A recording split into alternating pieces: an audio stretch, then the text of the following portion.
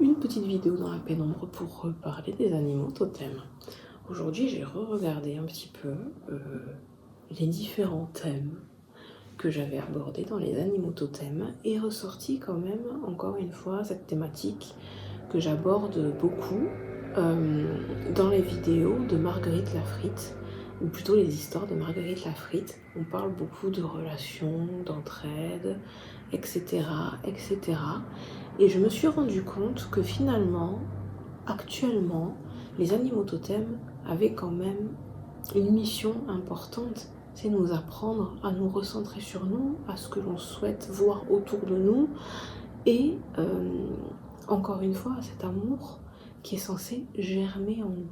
Donc effectivement, leurs messages, ils vont être encourageants, ils vont nous permettre finalement de nous dépasser, de nous comprendre, et également de ressentir ce que l'on a au plus profond de nous, ce qui est caché, d'accord ? Bon. Sachant qu'il n'y a pas que les animaux totems qui sont capables de ça. Et ces énergies finalement, que j'appellerais des énergies positives, sont là pour nous encourager, comme je l'ai dit, à aller de l'avant de façon bienfaisante, d'accord ? J'ai envie de le dire comme ça. Parce que parfois dans la vie, quand on a un comportement toxique avec soi ou avec les autres, et que on va nier ces appels du divin, qui nous disent « Attention, là maintenant il est temps de travailler en équipe. Attention, tu donnes trop. Attention, vous voyez ?» C'est des appels doux, des appels de la main, un petit tapotement sur l'épaule, d'accord ?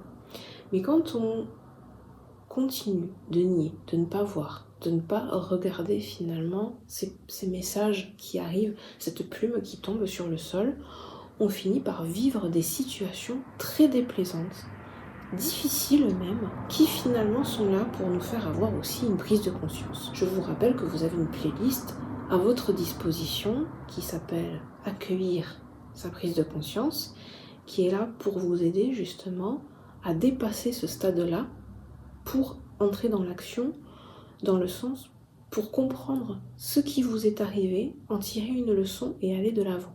D'accord ? Et c'est justement là le message que j'aimerais vous donner. Essayez, avant que ces difficultés n'arrivent, de voir ces appels, ces petits signes, ces petites plumes, parce qu'elles vous guident déjà. Et que c'est quand même dommage d'attendre une situation difficile qui va être semée d'embûches, qui va vous demander du temps, du travail, d'accord, et parfois même des blessures à nettoyer, pour comprendre, maintenant, là, essaye d'aller vers des personnes qui, effectivement, sont là pour ton bien.